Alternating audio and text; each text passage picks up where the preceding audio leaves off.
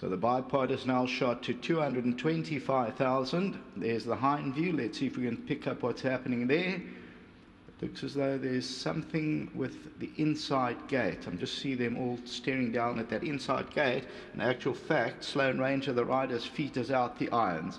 Now he's getting his feet back into the irons. Now that appears already. Set now, 1,200 meters. They're sprinting away from the 1,200 meter marker.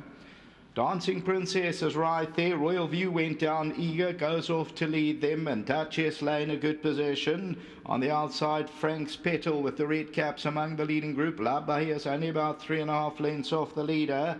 Sloan Rangers in the blue. Bint El Malak is further back in the run. It's about 7 or 8 lengths off the leader. They're starting to stretch out as Frank's Petal takes them along. Duchess Lane, Royal View's back third. La Bahia's in fourth in the black. Then comes Dancing Princess, Bint El Malak. Along the inside of that is Sloan Ranger. Then comes Black Beauty, Imperial Seal. The others are way back. Top of the lane, 400 meters to go, and Frank's Petal brings them in. Duchess Lane, Royal View between the two of them. La Bahia's going to come out for a run. 300 meters to go, Duchess Lane, Royal View. Dancing Princess, Bint El Malak. La Bahia's down the inside. Duchess Lane past the 200. La Bahia, Royal View tries to fight back, and it's Duchess Lane and Royal View over the last 100. Down the inside, Imperial Seal, but Duchess Lane's going to go on and just score. Second is very close, Imperial Seal or Royal View. Bint El Malak, Dancing Princess involved in minors.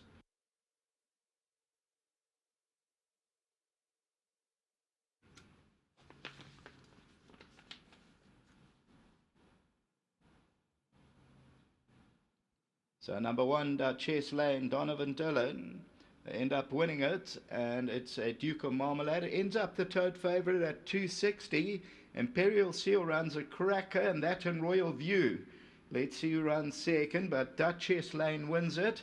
That second position, perhaps Imperial Seal. Now remember that went to the start, feet out the irons, used up energy to about the 400. Same as Royal View, tugged against the bit till about the 300.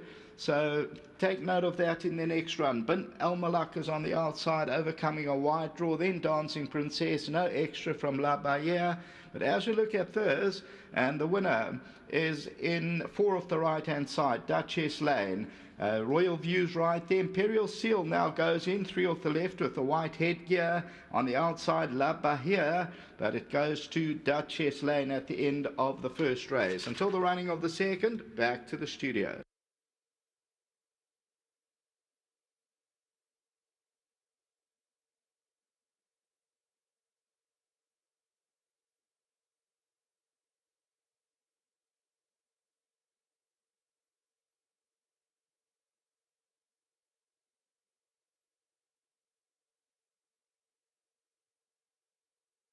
Opening the batting at 2 Rand 60 and 120 the place. The favourite number 1, Duchess Lane, the 4-year-old Duke of Marmalade, has come through and showed a bit of guts and resolution that last furlong.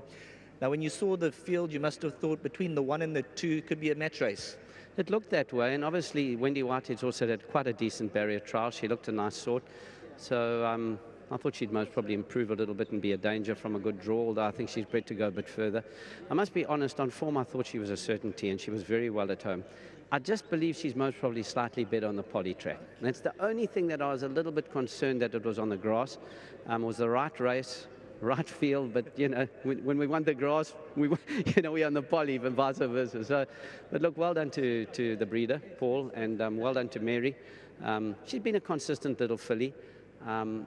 And I think if you look at the second and third also rating, most probably was a little too high last time. So hopefully they'll moderate it and she'll come back into the maidens around the 70, and she'll win another one, I'm sure, somewhere. A horse like, I think it's Hill Street Blues, looks to be in a competitive heat, but is improving. Oh yeah, this is a really nice horse. May even want a bit further than 7 furlongs, but he's in a good space. It's a competitive field, as you say. I think it's hard on form to beat Kevin Wright's horse. That form stood up really well. We've drawn a little deep, and he's not a horse you want to bustle, so he's going to be giving them a bit of start. And so that's what he's got to overcome. He's still a little bit immature in his head, but he's very well, and I think he's a decent horse, and he'll be running on well. Good start, well done. Thank you, Sheldon. Let's get Donovan Dillon into the picture. Now, last On word. to Donovan. He hasn't ridden one for me for a long time. He rode a good race. Well, There we go. Donovan Dillon, he's put the record straight into the number 1 box. That was the punch past the winning post. Yes, Sheldon, I sat on her a couple of days now, and she's been really ticking over nicely into this race. All credit to Mr. Riverland. She's come out her last run very well, and I said to him yesterday, I think she'll be very hard to beat today. She dug down the last furlong when the challenges started to come. You know, they were all around us right through the race, Sheldon. Challenges kept on coming up to her, and she kept fending them off, and quite nicely, right to say. But I'm happy that the line came when it did, because she did start feeling it a bit, and I think she just gets to 1200. Now, you got horses like Angelico, Quant Master, Cause and Effect coming up later in the afternoon. Which could possibly be your next best? Look, Sheldon, they're all flying. They're all working well. Racing is open today. Everyone's got decent chances in the race. There's 1 or 2 to beat in the next 2 maiden fields. And then Cause and Effect, there's 5 form horses in a 9-horse field. It's a tough race. Take your pick. Exactly, you know, and I had the choice of 3 of them, and I chose to stick with Cause and Effect, but we're not always right. We are right sometimes, so we're hoping that we chose the right one. Well, you're in the winner's box, the first one, so well done. Thanks, Sheldon. Just a big thanks to Mrs. Lally, to Mr. Riverland and his team for putting me on this filly, and then also to my sponsors Boost. I really appreciate it, and I'd like to dedicate this one to my dad. He passed away nearly 20 years now, and his birthday was 2 days ago, so I know he's looking down proud. Well done. Thank you.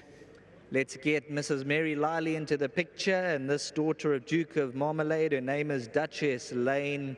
Now, coming to the course today, Tony was quite confident of a win. No, I don't think he was as confident as you were. But he did think she'd run into a place, and he said she was very well. But they backed quite a few horses here, and so, you know, we took it each way, and very nice to win. Thanks to Donovan. I think it's the first time he's put his leg across the horse. And thanks to the stable, and hope everybody had a nice win. Well, enjoy the victory. Thank you. Thank you. Nice to have Mary Liley on course. Number 1, Duchess Lane, going off as the favourite at R2.60.